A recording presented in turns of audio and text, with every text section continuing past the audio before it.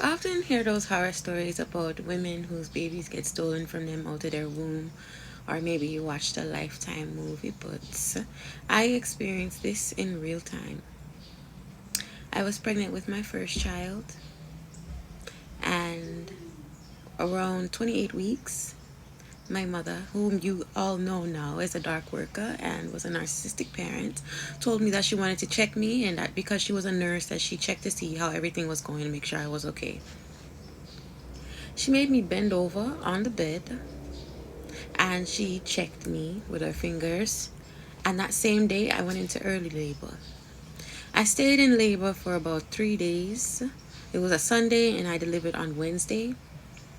The reason behind me delivering, they said, was because of bacteria, but they couldn't tell me what kind of bacteria it was, and they were curious to know how that got there as far as it did.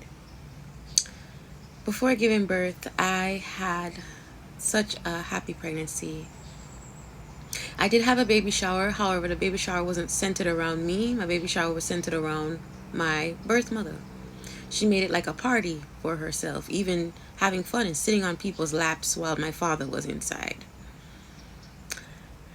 I decided that during this time, I was going to look up names that fit what I felt would be perfect. And the first thing that came to mind was looking up something Japanese. And I know you're probably wondering why you Caribbean, why you looking for something Japanese, Ray Tay. But I had a very strong influence of anime at the time, and his birth dad was also German, Japanese, and black. So I figured why not, use kanji. I named him Isao Ekio. And Isao Ekio means a strong man deserving of merit and reward. And I felt like that was a name that suited him more than well because it was my first child, and despite me going through that labor for 3 days, I knew that he was going to survive, and a child's name is what they'll live.